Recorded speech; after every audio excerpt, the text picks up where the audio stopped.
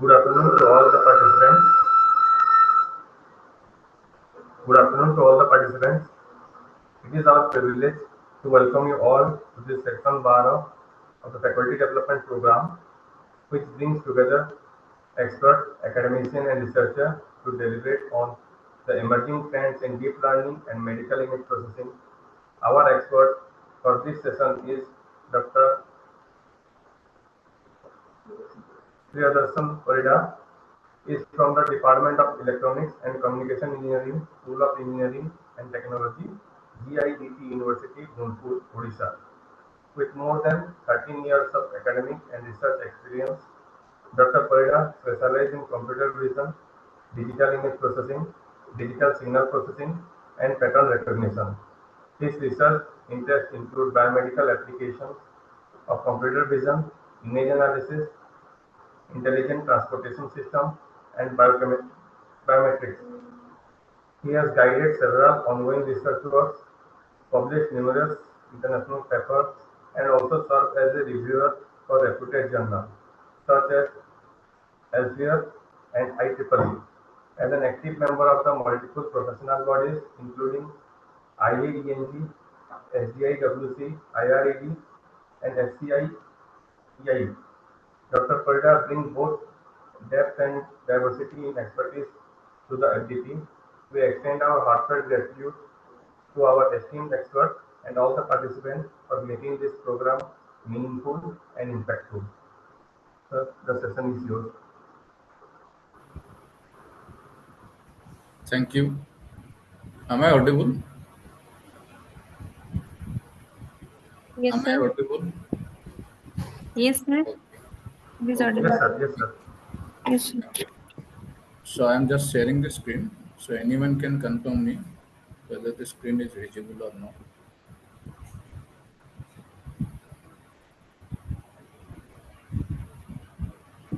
Is the screen visible? Yes, sir. Yes, sir. Yes, sir. Okay.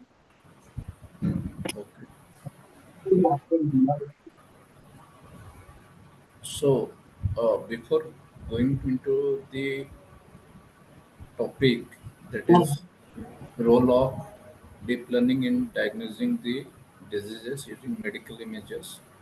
Prior to that, I'll go for a brief overview of what is deep learning.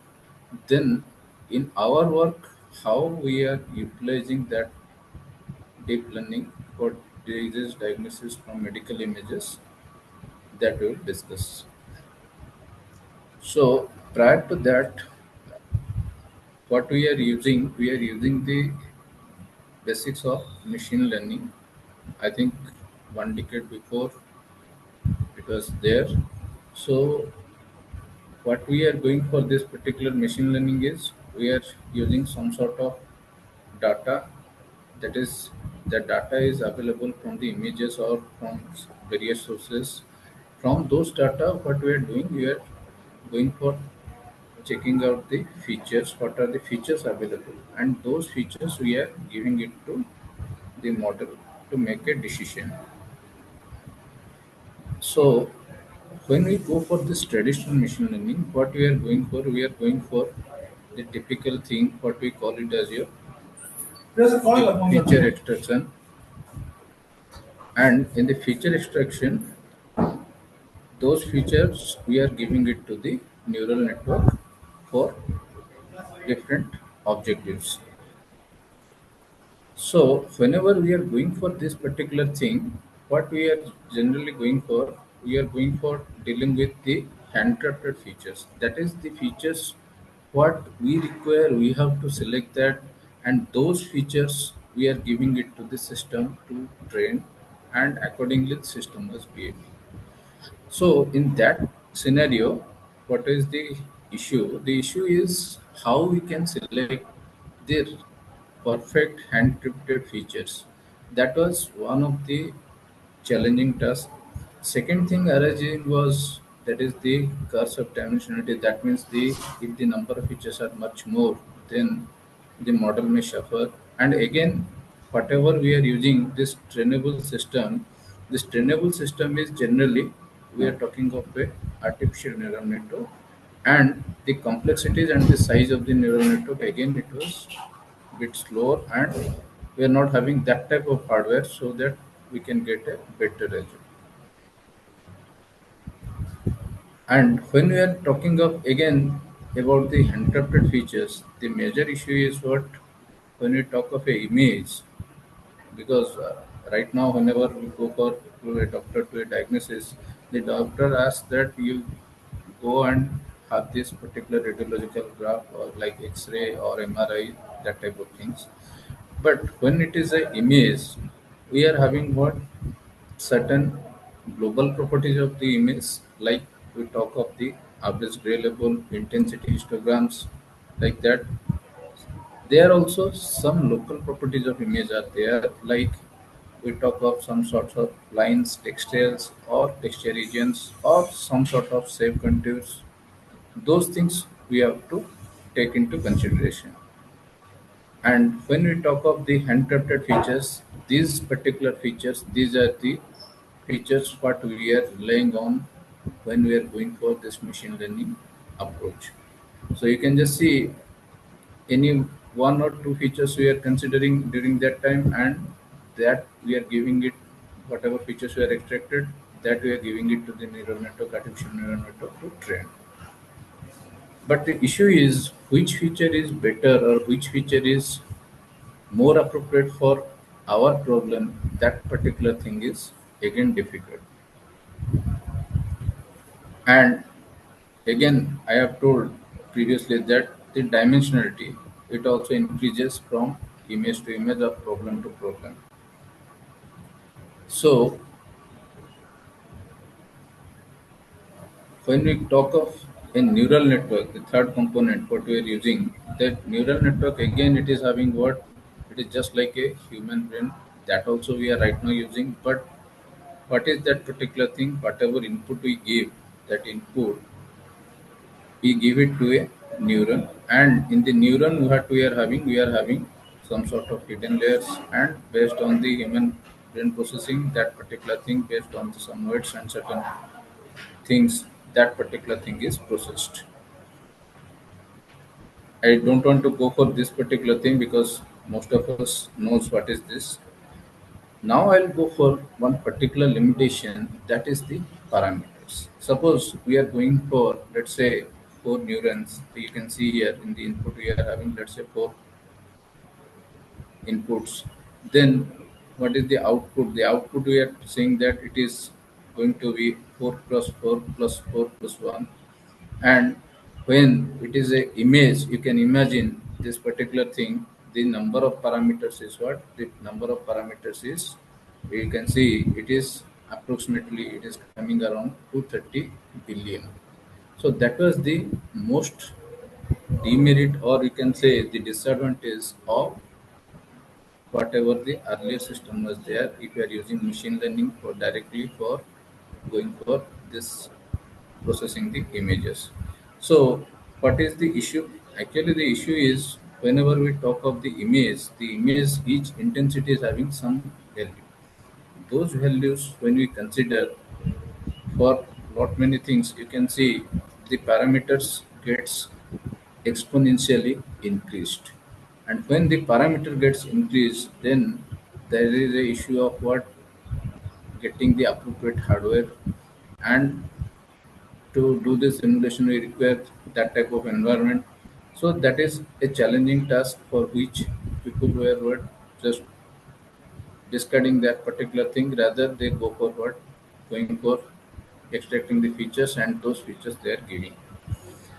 Now when we talk of this deep learning, you can see the deep learning right now in our scenario, it is used in almost all the areas. It may be a image classification, it may be a speech recognition. Similarly, when we talk of the biomedical aspect, you can go for your what, cancer cell detection, diabetic reading, that particular thing. Media and entertainment field also it is there. The latest one is right now we are going for your what, the security aspect. Whatever this security aspect is shown over here, this is all are biometric, but that biometric is also right now it can be deceptible. So right now the modern trend is what we can go for some sort using some sort of your quantum based security. That particular thing is right now coming into picture. Apart from that, another field is autonomous fields, where we can go for your automatic traffic management, or you can say smart traffic management. So a lot of applications are there. But when you are talking of this deep learning, what are the things? What makes it deep? So deep learning, what it uses multiple level of feature extractions.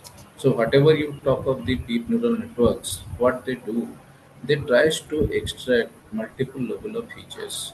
So am I audible? Yeah. Anyone can respond me. Yes, sir. Yes, sir. Audible, sir. Audible. Yes, sir. Audible, sir. Audible, sir. Okay. When we are talking of this particular deep learning, what it generally provides, I have taken the same features. You can see whatever the initial features I have taken, the same image I have taken. But here, what happens is this network it tries to extract multiple types of features automatically. Instead of using encrypted features, what we are getting three different levels of features. You can see here in the screen I have shown, like you can have some sort of your low level features, some sort of your mid level features, and some sort of your high level features, like you can think of the edge or contour. And when we are giving these features to the trainable system, what happens is the trainable system gets the diverse features, and when it gets the diverse features, then automatically the training is what better as compared to your normal machine learning algorithms, what we can see.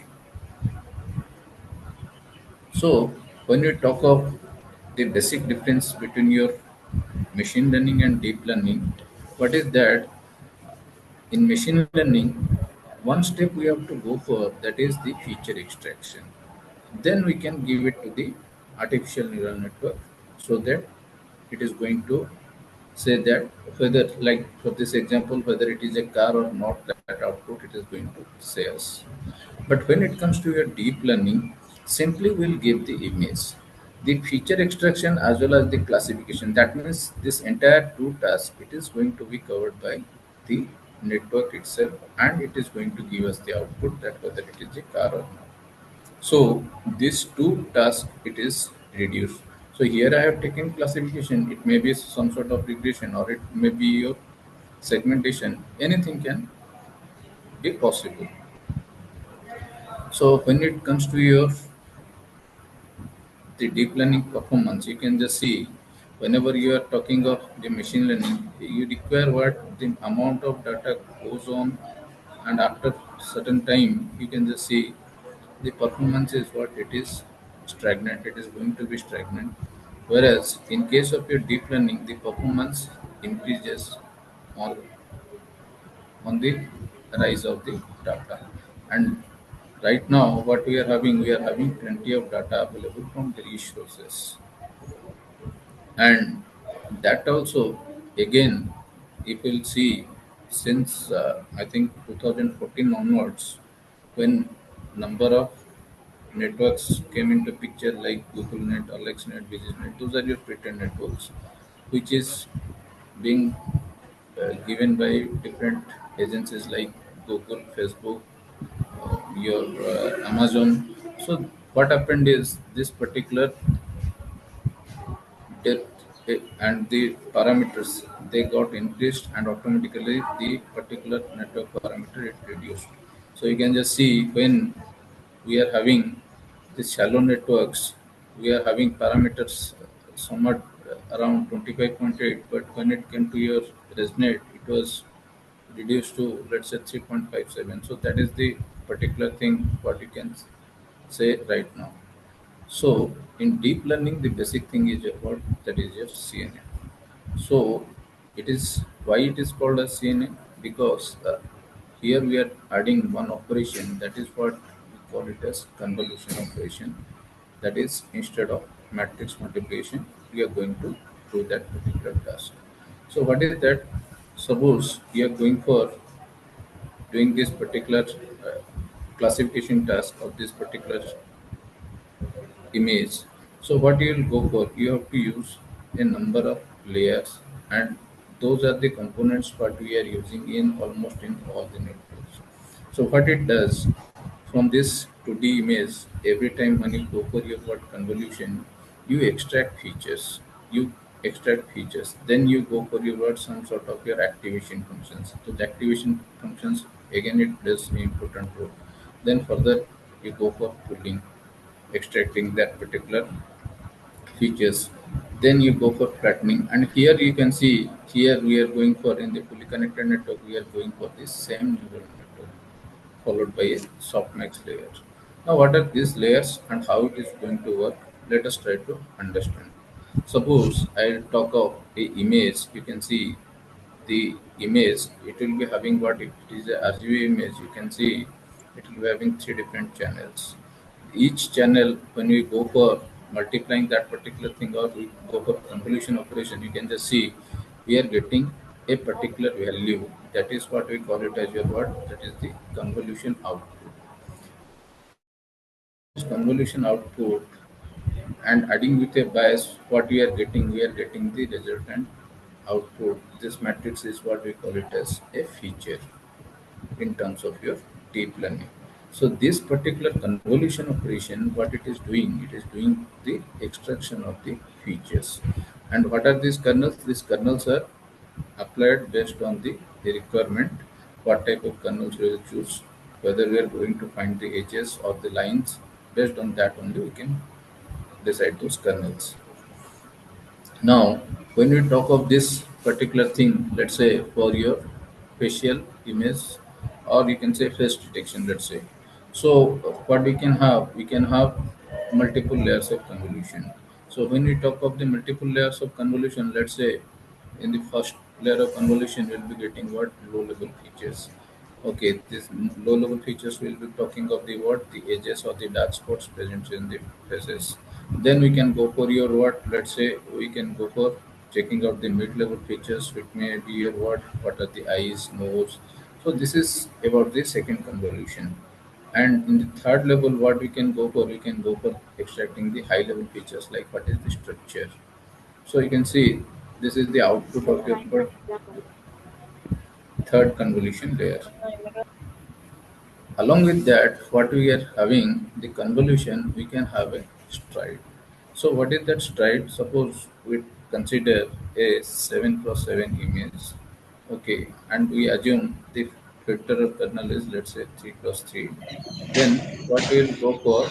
We will go for giving the stride. Stride means what? How much cells will process and how much we'll go for. Let's say if we'll go for 7 plus 7 image and if we'll apply a stride of 1, then we'll get a what output of let's say 5 plus 5.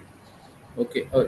So when we go for 7 plus 7 input and assume 3 plus 3 filter applied with stride 2, then what we'll get? We'll get a output of let's say 3 plus 3. So when it is let's say 3, stride of 3. So what we can see, we cannot apply that particular stride because what will happen, this particular overlapping, it will be what? It will be missed. So for that reason, what we will go for? We will go for checking out the what? The output size.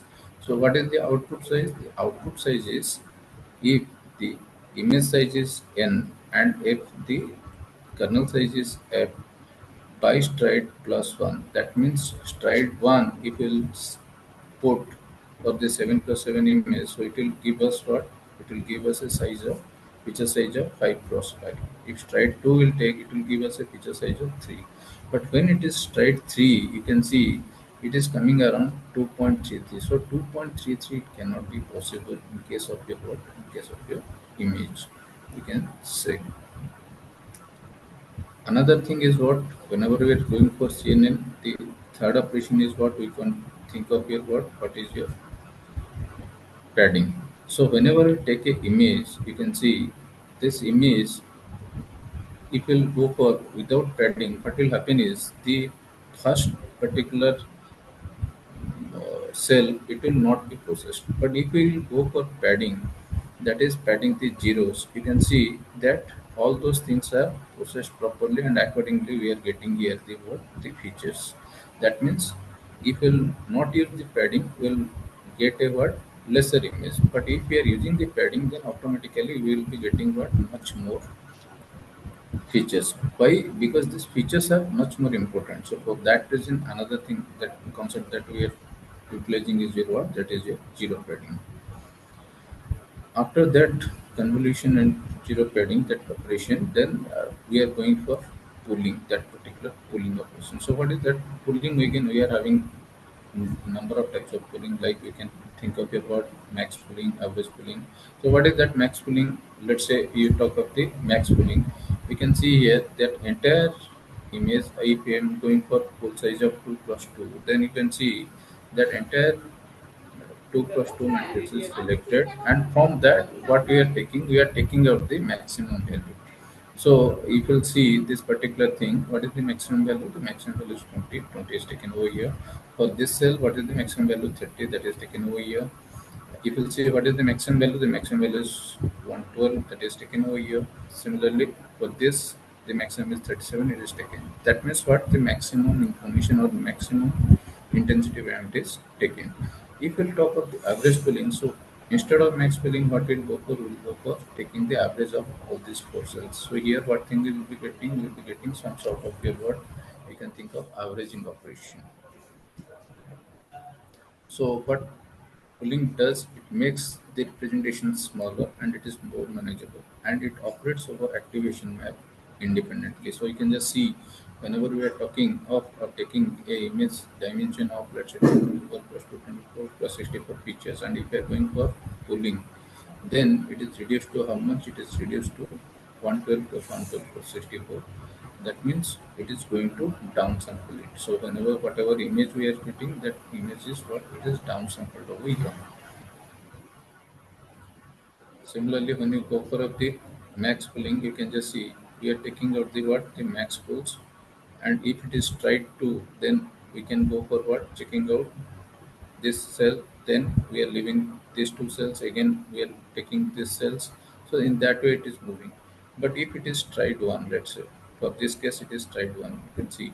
So one cell by one cell it is pulling it out, and we are getting a 3 plus 3 pictures.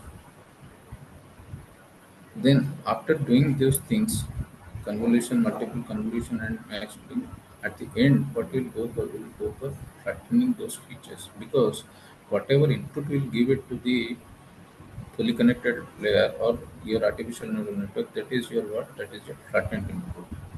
So what is that flattened input? So whatever features we get from those particular thing, that we flatten it and give it to the what? To the fully connected feed forward network to do some task. Actually, what is that particular thing? That particular thing is something like you talk of the what? The basic neuron function. That is whatever input is given, it is multiplied by a weight to get the output somewhat like this, which is what we call it as a what? By activation function, that particular thing is checked out. So this activation functions, again, it is having lot of impact over the design convolution neural network. So what is that? One function we can think of here, what sigma function, which will be having some sort of values like this, or else we can have your word 10h, or else we can have your word ReLU. So in case of a ReLU, what is the thing? Whatever the zero values are there, that is converted to one. But whatever the negative values in images, sometimes what happens is while extracting the features, some of the features may be what? It may be negative. So that to consider that particular thing, what we can use instead of ReLU, we can go for your what? The leaky ReLU. Some other things are there, like yellow function is that yellow function is there. So it depends on what type of design you are going to use. Now come to the architecture. So whatever architectures right now I will be saying, that architecture is what it is, the predefined architectures. So whenever you are giving some input, you can see you will be getting some sort of your feature maps from the first convolution layer. Then you go for your what pooling. Then again you go for your what convolution to get what the second level of feature maps. Then you'll be getting what the third level of feature maps, and finally those feature maps are what they are flattened and given to the fully connected network. So whatever image we are having, that image is what it is being done from deeper layer. What is that? You can see here we are going for what checking out the what the features. So those features, when we go for taking it out, so it is going to give us the diverse details or diverse information instead of the handcrafted features what we are using in your machine learning. Now come to the what is the pre-trained networks, based on which lot of work has been done in the last 5 to 7 years back. Right now it is nobody is using, but prior to that these things are used. So the basic thing what is that, that is your linear. It was developed in the year this. So here what thing is there, you can just see here we are going for your what convolution, pooling and nonlinear activation functions. This is the dimension what we are considering in case of the word linear. But what is the advantage? You are using convolution to extract the special features, nonlinearity form, like you can use your tanh or sigma functions over there. But what is the issue? The issue is what when data increase, the computational power increase due to the advancement of additive architecture, but it is not able to tackle that particular thing. Then came the AlexNet, where you can see the dimension was 224 plus 224, and here instead of a single fully connected layer they are using the two fully connected layer or dense layer you can say, and they're using the simple ReLU activation function. But what is the issue? The issue is what it was using this proport to reduce the overfitting, but the problem is whatever the smaller features are there, they were not captured with large convolution window size of 9 plus 9, because you can see here the convolution window is what it was around 9 plus 9 or 11 plus 11. So for that reason it was not able to capture that. Then when that particular to address that particular issue, what we are going for, we are going for the VGGNet came into picture, where we are using the kernel size with filters, multiple filters of 3 plus 3. ହଉ ଆଉ ନାଇଁ ମୁଁ କହିଲି କାଡେ କଥା And, and in that way, this particular thing was going on. And here you can see again the thing was developed for your ImageNet. But what is that? The issue is what when you are using multiple 3 plus 3 kernels, the issue was you are having high computational complexity. For that particular thing, what is the thing? Inception came into picture. You can see Inception, the architecture was much more complex. You can see the architecture, it is much more complex as compared to your what? As compared to your previous one. But what they gone for? They gone for your what? This particular architecture, we call it as a what? We go for multiple skip connections over here. So in that case, what is the thing? You are having what you are using 1 plus 1 convolution. Okay, but the issue over here is you are facing your network is facing with your what? Struggling with your vanishing gradient issue. Then comes your what the residual connection. You can just see that you are using a what when this particular to avoid that particular vanishing gradient issue. What we are going for? You are going for checking out a skip connection, and whatever features were lost over here, that may be what compensated by this particular skip connection, or you can say residual connections. So this particular residual connections were introduced in your ResNet. That is, a lot of variety came into picture. That is ResNet 50, ResNet 18, ResNet 101. That particular thing came into picture. But what is that? It offers fewer parameters, provides in-depth features at different levels. But the issue is what when it came to your what batch normalization, or you are going to what adding the skip connection, the complexity of the architecture it increased or manifold much. Now, how we can use that particular thing when we talk of the medical images? Is my screen visible right now? Yeah. Anyone can respond? Hello.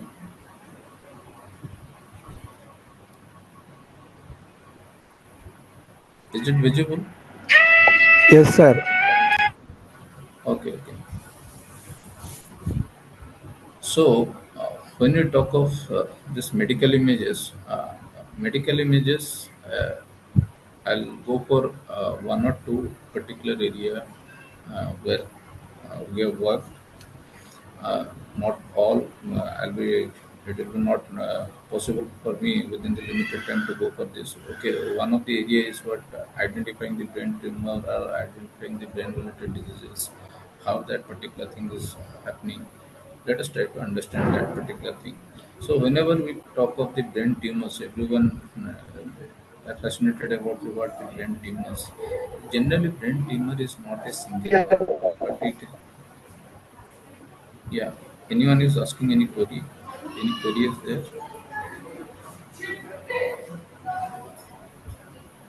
Any query is there? No. Okay. So, whenever you talk of this particular brain tumors, so this brain tumor you can just see here. This brain tumor is not a single issue. Rather, here we are having got multiple things present as what we call it as entirely as brain tumor.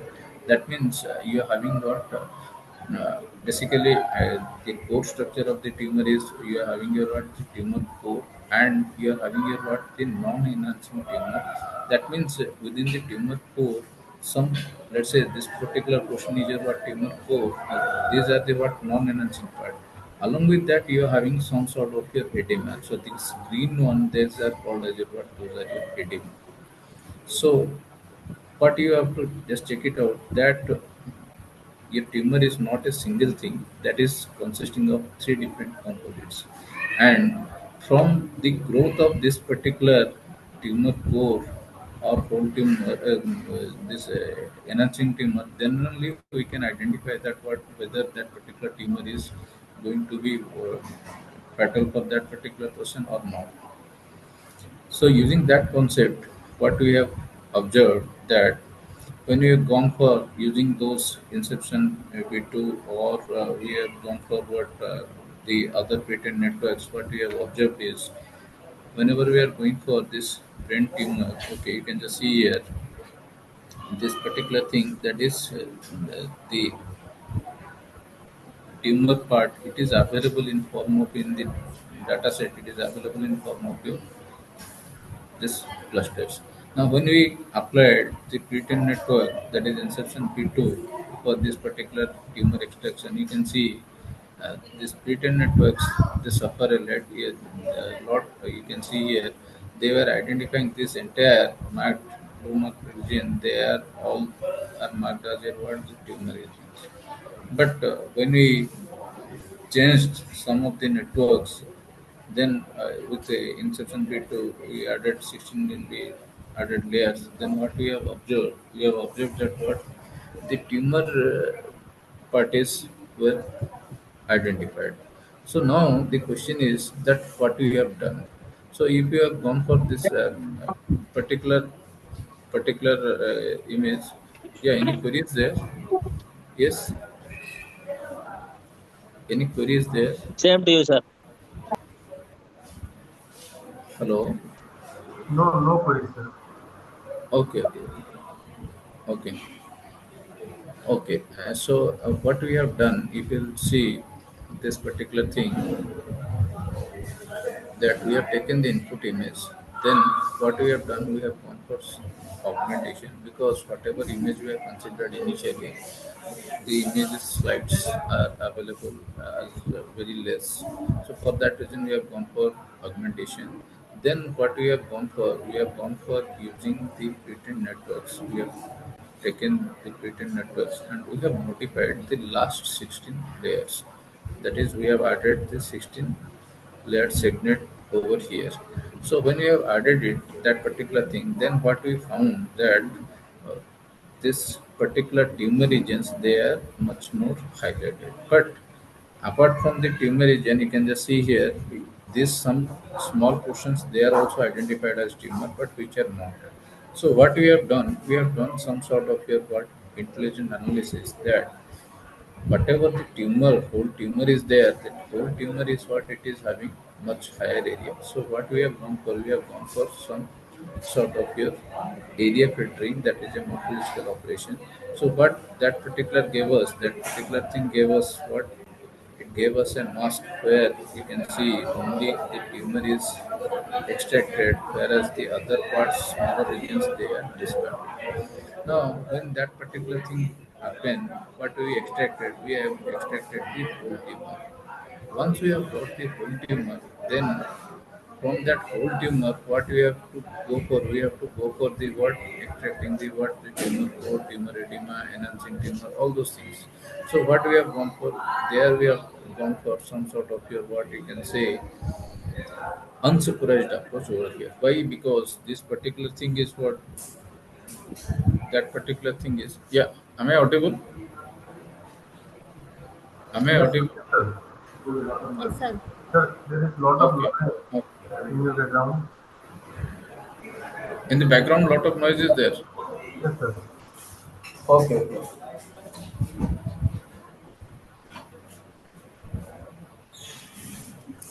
I hope right now it is okay. Fine. Yes, sir.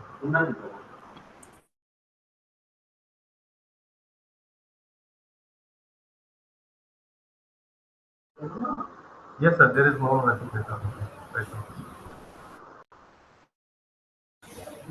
Is my voice audible right now? Yes, sir. Yes, sir. Okay. Okay. Okay. Okay. So in that case, what happened is when we gone for this particular whole tumor extraction, then we have gone for enhancing that particular whole tumor part. Later on, what we have gone for, we have gone for using the fuzzy Siemens clustering to segregate the what the different particular tumor regions like the whole tumor, the tumor core, this edema, enhancing regions. So those things, what we have gone for, we have gone for extracting that particular thing using the clustering technique. So this particular approach is saying that what a single CNN also it is not able to take care of all those things. Rather, what we can go for, we can say that we can use some sort of supervised along with your what unsupervised approach. And this particular thing, what we have added, that particular thing I have shown it over here.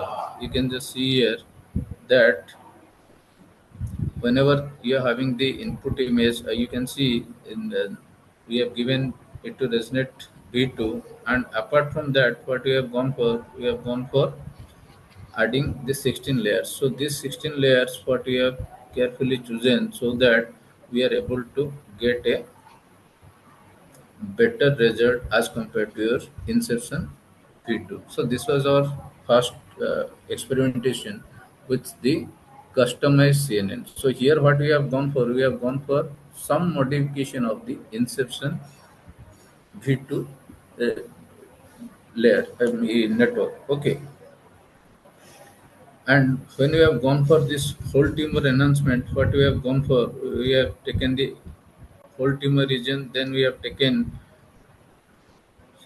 these steps for image processing, that is what are the input parameters, then you have partitioned into different regions, and then you have gone for your mapping, and finally we have got the what the enhanced image. So this is what the whole tumor what is enhanced, but what is there, you can see here what is there shown or what is extracted, you can see here there is no chance of getting the what the tumor core and edema, all those things. But if you see here, there are what some sort of your what texture which is uh, enabling us to get the better result of those tumor segregations. So when you gone for this particular thing, you can see here that particular enhanced whole tumor. We have got this type of clusters. These clusters we have got, and based on that, what we have got the what this segmentation. And here you can just see the segmentation results, and those segmentation results are what we have obtained for the from the whole tumor to the entire tumor subregion segregation. Now, the second thing is whatever we have got, whether it is correct or not, or whatever we have got, whether it is good or bad. So, for that reason, what we have gone for checking out this particular thing with various performance metrics. What is the performance metrics we have considered? The performance metrics we have considered for what the whole tumor, that is the accuracy we have considered. So accuracy of the whole tumor we have got it as how much? We have got it as 99%. So somebody will say that okay, accuracy you are getting 99 means there is no further work has to be done. But for case of segmentation, the accuracy is not the proper metric. You can think of what the actual overlap with your ground truth. So there you have to go for what another part, that is what we call it as your what, that is the dice coefficient. So here you can see, observe the dice coefficients what we have gone, the dice coefficients it got as the whole tumor as your what, it is 89%. So not only that particular thing, rather when we compared it with the what the edema and the tumor core, it was coming around somewhat around 86 to 84%. So from that we have checked that for BRAT's 2017 dataset, we have got this value. Again, we have compared it with the BRAT's 2020 data. There also we are getting accuracy somewhere around this, but accuracy is not speaking the entire thing or entire story of the what this tumor segregation, rather the dice coefficient. So that dice coefficient, it here we got the value of somewhat around 90% for the whole tumor. And whatever the edema and tumor core, it came somewhere around 86 and 85%. So that particular thing told us that there is much chance of improvement in this particular segment. So this particular paper, I think it was published in the year 2023. Later on, what we gone for, we have gone for what checking out that same thing experimentation with resonate. Why? Because inception V3 it was not having that residual connection, but resonate it is having residual connection. So what we have done for gone for, we have gone for using this resonate. So when we have gone for this resonate, you can see here what we have taken. We have taken a hybrid deep neural network. That means what we have done, this resonate 101 we have taken as it is, and along with that what we have added the last 10 12 layers we have replaced it. These 12 layers it was completely designed by us and it was replaced. So this particular hybrid deep neural networks is referring to this entire network. And when we have gone for this particular thing, then what we have observed that we have got a result slightly better than the previous one. But still, what is the issue? The issue is still we are getting some sort of issues like some regions which are not having tumor, they are being given by the network that it was having tumor. So this time also we have gone for some sort of morphological operation for extraction of the uh, particular whole tumor, and then we have gone for checking out this particular whole tumor sub-segregation, that is into tumor core, edema, and your enhancing tumor. So here, instead of going for the basic fuzzy Siemens clustering, here we have gone for CLA clustering. That is using center of mass clustering method we have gone for. So here this particular work is again a combination of supervised as well as unsupervised approach. So, sorry, K means clustering. So here, what thing we have done? We have gone for your what?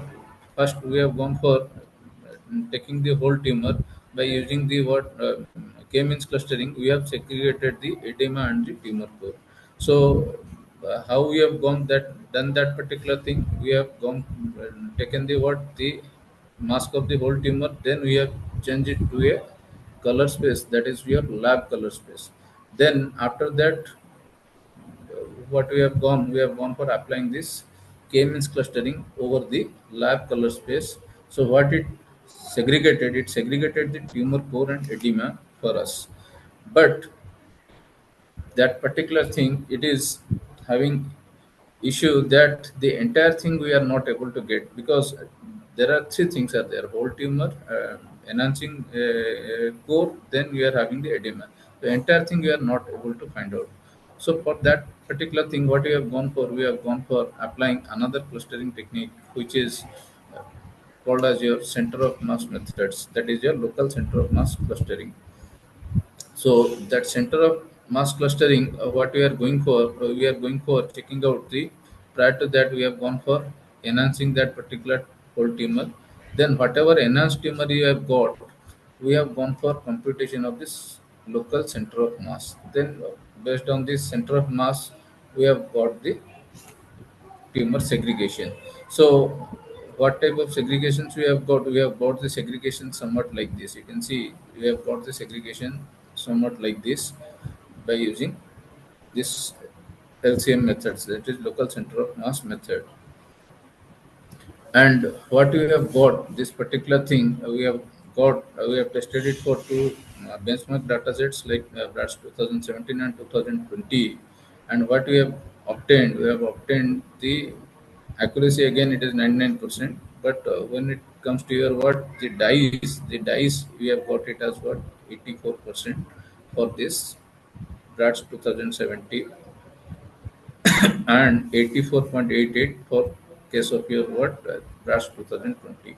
So here what we have observed that what this same particular thing, if we are going for what combination of supervised and unsupervised, along with whatever supervised approach network is there, if you are going for small modifications, that is not going to help us out in extracting this particular task. After that, what we have gone for checking out what are the different types of tumors.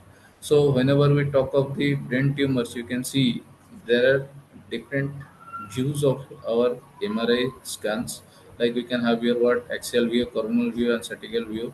Along with that, you can see there are different class of tumors. Like brain tumor is not a single tumor, it is having a different class. Like you are having meningioma as one class, glioma is another class, and pituitary tumor, you can just see, you cannot locate this tumor, the tumor is very small. That is your what, pituitary tumor. You can see it is nearly located nearly the what, the pituitary gland, this particular region it is located, and it is very small in nature. So that particular thing makes the task more challenging.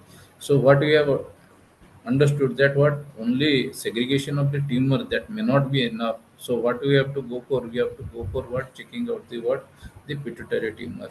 And for that particular thing, one particular typical data set came into picture during that time, I think around 2023 or 22. That is the fixture data set. So in that data set, what is the data distribution? The data distribution is around, it was having 3064 slides, but out of that you can see the class imbalance was what, it was having more number of, you can see the glioma, whereas the pituitary tumors are the second highest, and the meningioma is what, it is the least one, that is 708. So there is a high class imbalance. So we have taken those, that problem, that what, let us go for checking it out, that how we can identify different types of tumors or extract different type of tumors, along with whether we are able to identify their classes like meningioma, glioma, or pituitary tumors. That particular thing, for that particular thing, we have gone for one particular architecture. I think this particular paper, it came around the year 2023, where two tasks are performed simultaneously. Uh, One is your what, one is your segmentation task, and the second one is your what, that is your classification task. So two particular typical tasks, what we have gone for that particular time, that is, first we will identify the tumor, then we'll go for your what, checking out that what is the type of tumor. That means first location of the tumor, localizing of the tumor has to be done. then we'll go for checking out the what type of tumor it is. So you will see the architecture. What we have taken the input image, that is MRI scans, and we have segregated into three different parts, that is training, validation, and testing. And here what we have used residual unit. We have considered the unit for segmentation. Now, once whatever segmentation result we have got, this is the segmentation result. So this segmentation result is what we are adding the tumor ground truths what we have obtained over that particular segmentation result. So what we have got a fused image, that is the segmentation mask which is generated along with the original tumor. Then that particular thing we have added or given it to a what? We have given it to yellow V2 version for which is again a Britain network. We have performed transfer learning, and that particular thing give us the output as what, whether that particular scan is whether glioma or meningioma or pituitary tumor. That means what, we are able to identify that where is the tumor, that tumor location is got over here. Once that tumor location is identified, then further we are able to identify that whether that particular tumor is belonging to which type of tumor or which category of tumor. So what that resonate you with this net 18 plus unit architecture, you can see the architecture is somewhat U-shaped in nature, you can see here. So what is that, whatever image we have taken, the image is of, let's say, 240 plus 360, and that we have gone for what, giving to multiple convolution layer and ReLU layer, you can just see here. And here we are using the stride of 2. So what it does, it downsamples the data. And here, whatever we are using the skip connections, what it is doing, it is going for whatever the downsample, during downsample, whatever features are lost, those features are what? Those features are recovered over here by these skip connections. So that what is there, after downsampling, whatever features we are getting, those are again given to the decoder blocks to go for your what, upsampling. So here the upsampling process is going on, so that whatever input we give, we are getting the output as what, a image of 240 cross 360 cross 2, that is two pluses, only a black or a white it is coming. That white is considered as your what, that is the tumor. So that is the what, the segmentation task. In case of your yellow version 2 transfer learning, what we have gone for, we have gone for taking out whatever we have identified the typical uh, segmented mask that we have added or fused with the original image. So here you can see this is no more the original image. The original image is fused with the what, the tumor mask. Okay, because that particular thing is giving more information to the network to identify the various types of tumor. Because whatever you see, the tumor is having variety of sizes. Like you can say meningioma, it is having a larger size, whereas the pituitary tumor is having very small size. Like meningioma, you can say it is somewhat around 2 cm to 3 cm, but whereas for meningioma, it is available in terms of few millimeters, like 6 millimeters or 7 millimeters. Okay, so that was the major issue for what you can think of the what, the tumor classifications. And this yellow V2 network, it was performing well for this input, because this input is our extracted mask fused with the original image. So when you give that particular thing, it is capable of identifying the what, it is capable of identifying the results. So what results we have obtained during that particular process, you can see we have got the results somewhat like this, and it is applicable. We have checked out that it is applicable for all views of MRI scans. It may be coronal, or it may be sagittal, or it may be longitudinal view. All views, it was working well. So when it comes to your what, the classification, you can see here the classification. We can just check it out by the usage of your word, that is your confusion matrix.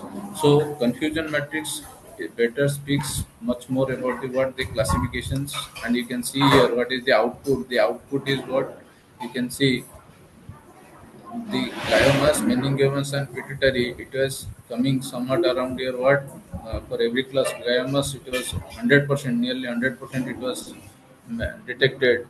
The second one is your what? That is the pituitary tumor. That is around 90%. It is getting your what better detection. Okay, and for pituitary tumor, you can see that particular thing we are getting less, much uh, more less. And whatever this particular work we have gone, because as this is a new concept of what achieving both segmentation and classification, that particular thing was accepted during 2023 in one of the reputed, that is Biocybernetics and Biomedical Engineering journal, for this particular task. And what type of performance we have got in terms of objective analysis, we have got or we have achieved the segmentation performance of around dice around 90.11. That is the value what we have achieved. Similarly, when it comes to your classification, you can see here the classification of this particular approach, what it achieved. The F1 score we can consider, because accuracy is not always the correct score for your what classification. Also, we can think of what considering the precision and recall. So for that reason, we'll consider the F1 measure. So F1 measure, it is getting somewhat around for meningioma, it is somewhat around your 91.7, whereas for glioma it is 95.5, and for pituitary tumor it is 96.9, and on an average it is giving us the accuracy somewhere around 94.7. So you can easily understand that as this particular method no one has done, whatever we have compared with the individual methods. Like these people, they have only worked with classifications, and these people, they have only worked with the segmentation. But whatever we have worked on both combinedly, segmentation as well as classification. So in that scenario, this particular approach, it got identified by the reviewers. So once we have gone for that particular thing, till now whatever we have used the what, the pre-trained network. The concept of your what, the unit, that is again a pre-trained network. Also your yellow V2, that is again a what, pre-trained network. So using those pre-trained network concepts, what we are going for, we are going for getting the result. But that may not be the best one. Why? Because the complexity, it was much more higher using this pre-trained network. So what we have gone for, we have gone for certain things like designing our own network. So how we started designing our own networks? We have started for checking out that same task by using our own network with fewer number of layers. So if you'll try to recall what is the number of layers in unit, you can see here we are using somewhere around what, more than.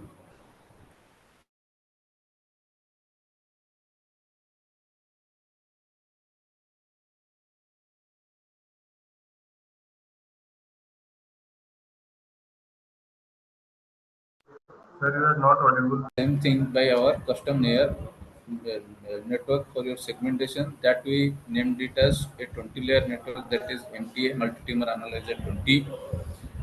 That is for segmentation. Once that particular segmentation was done, so what we have got, we have got the tumor mask. So whatever tumor mask we have got, that tumor mask, we have again fused it with the what, with the original images. Okay, then what we have gone for, we have gone for designing a 55 layer network for your what, for your classification task. So whatever the classification task is there, that classification task, it was again doing the same job of your what, finding out the what, the meningioma or glioma or pituitary tumor. Am I audible? Yeah, anyone? Yes, sir. Okay, okay, okay, thank you.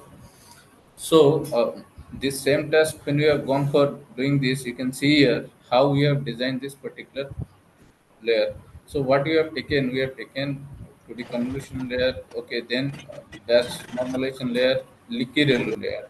So instead of normal yellow, what we have gone for, we have gone for liquid yellow layer, and then it is followed by a max pooling layer. So here you can see one particular thing is what we can say. This is what one encoder block, what we can say. And here from this particular MRI image size, what we have considered, that is 227 plus 227 plus 1, because what we require that what that particular image dimension should be limited within that, because if it is more than that, again it will be difficult for us to work, for our hardware to support that particular training and all those things. So what we have gone for, here three encoder blocks. You can see here, here we have gone for only three encoder blocks, and after that, what we have gone for, after downsampling, whatever we have got, we have gone for only one decoder block, that is our transpose convolution layer, that is 2D transpose convolution layer.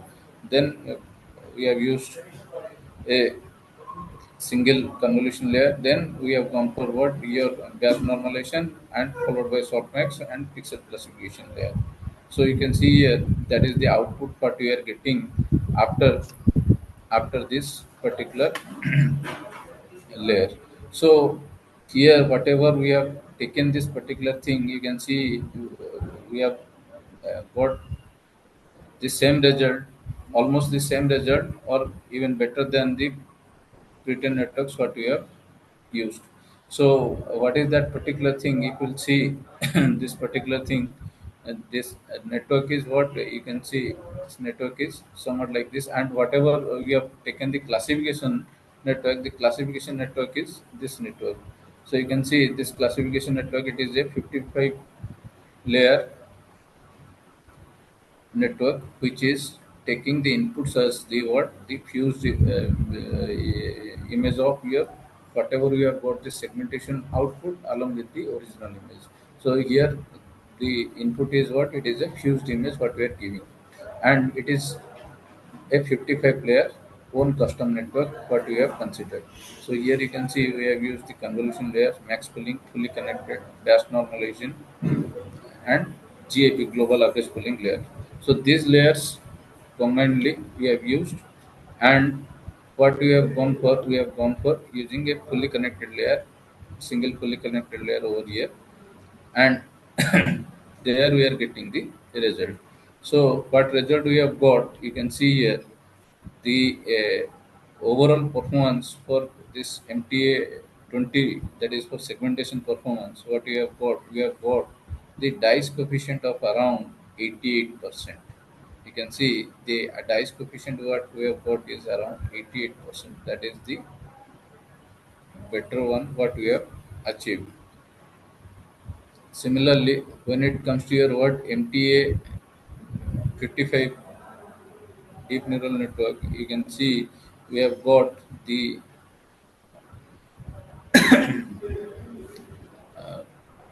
F1 score around somewhere around the meningioma 99.37, and this glioma we have got it as 99.83, and for pituitary tumor we have got the value as 99.77.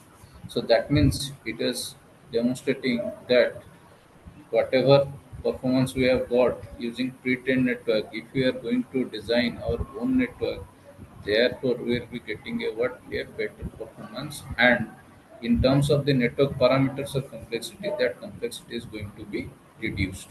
So that is the main motto behind this particular work what we have done. Any queries related to this? Any queries or any questions so far? Sir, excuse me, sir. Yeah, yeah, Sir, please. you told about the fusion of the normal images along with the segmented images. So Yes. exactly in programmatically how it is being done means that image is added with the within the Yeah, data. we have simply gone for addition. There is a option of what adding two images. Like one image, if it is, let's say, if whatever result we are getting, this is here, this result, let's say we are getting the result to be what, let's say black and white. So your white pixels, it will be considered as what, let's say 255 intensity value, and the black pixels here it is considered as, let's say, 0. So when it is added with this particular thing, so 0 will be having no significance. You can see, if I am going to add this particular thing over here, this 0, wherever there is 0, that 0 is added with some intensity value, that is not having to any significant impact. But when it comes to your what, 255, that 255 is going to check, put the major impact. So that 255 region, what it is, when it is added, what happens is what, in this particular image we are not able to locate the what, the tumor, whole tumor properly. But when it is added, you can see here the resultant. When it is here image fusion result we are getting, the resultant image is what, it is much more clear. So whenever it is much more clear, then it is like we people see and we understand this particular thing. Similarly, if the network will neural network is what, those are your learning things. So if we can learn the things better way, similarly the network has learned this particular color highlighting in a better way, and in that way it is giving us better result. That in the data set, 25, let's say 25 images are there, and we are getting Yeah. 25 segmented images. So individual image will be added with the its corresponding segmented image. So Yes, finally yes. also will be getting 25. Yes, yes, yes. Whatever dataset images there for this fixed dataset, I think it was 3064 images we have considered. That same number of images we have added with the whatever we have got the segmentation mask, so that when it was added or overlaid, so you can see there is a change in the color. So there is, when there is a change in the color, you can see here the gray intensity values, they are not easily recognizable by the what, by the neural network. But when the color information is there and some sort of highlighting is there, it was easily picked up by the, this information was easily picked up by the neural network. For that reason, it gave us good result. Thank you, sir, for the clarification. Yeah, thank you. Any other queries?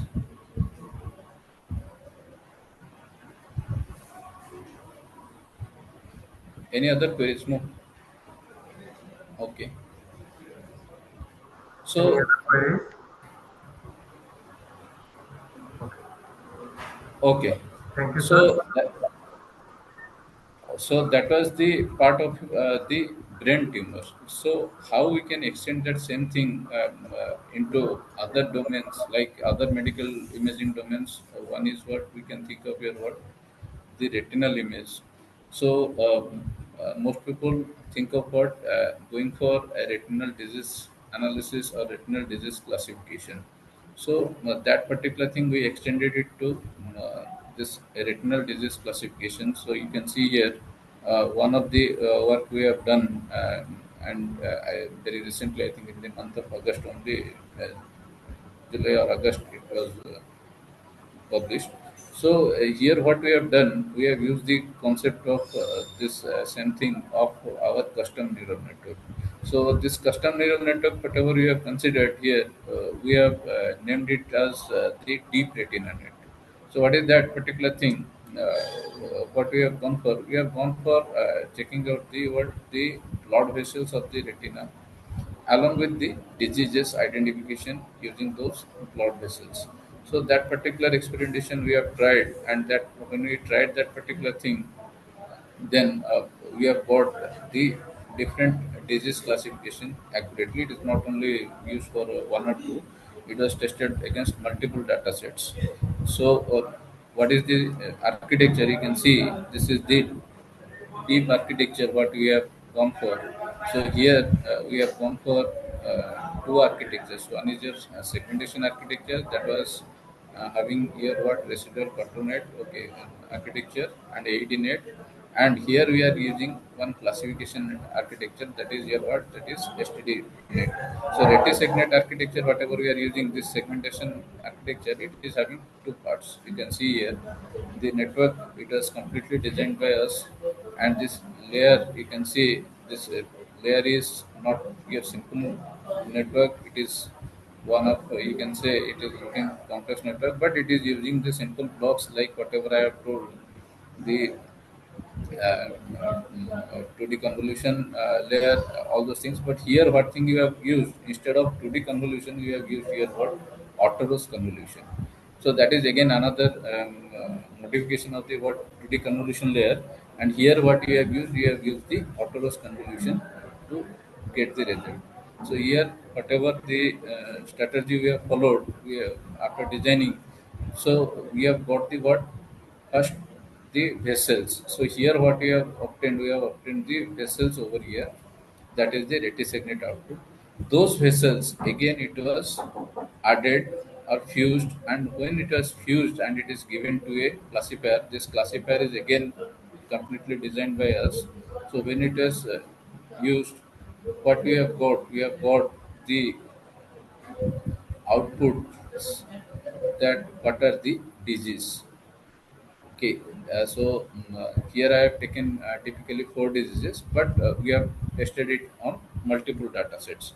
And here one thing we have gone for adding the LSTM blocks, that is long short-term memory network blocks over here.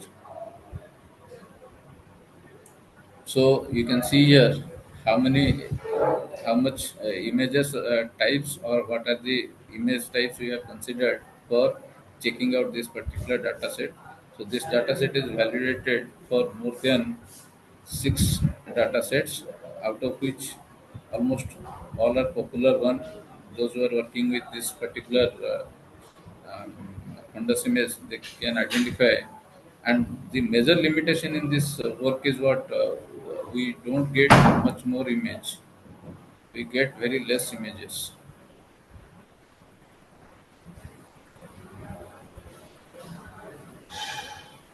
And what we are getting the output in terms of the segmentation results. So whatever the segmentation results we are getting initially, you can see here we are getting the segmentation results in terms of your what, the vessels. So once we have got the vessels, then what we have taken that whether that vessels are actually located in the fundus images in this way or not. So what we have seen that, okay, whatever the you can see the optic disc part, that the optic disc part is what it is visible. So from that we analyze that, okay, whatever we have done the segmentation, that segmentation is okay. And also we have validated with the ground truth. And for classification task, what we have gone for checking it the classification with whatever the classification data sets are available. Based on that, we have gone for the classifications. Like in one data set, we are having the what, uh, these three classes like diabetic retinopathy, MH, and the normal. In another data set, we have the what, the cataract and normal. We have checked those things whether our classification network is performing well on every data set or not. And similarly, we have taken the other data set where there are four classes. That is, we are having your AMD, diabetic retinopathy, glaucoma, and normal. So all those things were what, it was um, pretty much verified that, okay, it is working well. And that particular thing again we have compared with what numerous approaches. You can just see for different data sets we have compared, and what we have obtained is, we can say that this dice coefficient for the vessels, what we have obtained is, it was the maximum of all the data sets. And these are all recent techniques what we have compared. Similarly, for classification, we have checked the word the F1 score, because I have told that the best thing for classification you can use is the F1 square. And here, almost in the five data set, we have got 99, whereas in case of your RFMD or ODI, we have got somewhat around 95. percent accurate F1 score. So that told us that okay, what things were we have done, it is okay, and that particular thing we have checked it out, that how further we can go for designing the custom neural network for every task. And these are the references what I have used for preparation of this slide, and some of them are my own, some of them are others.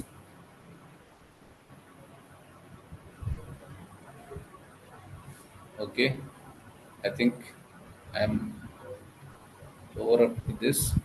Any other queries are there? It is most welcome.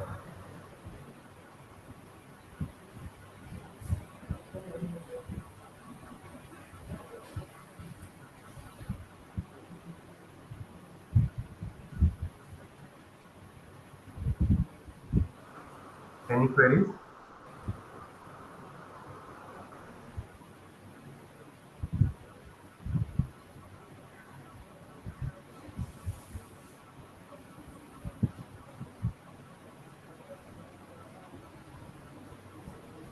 Any queries are there?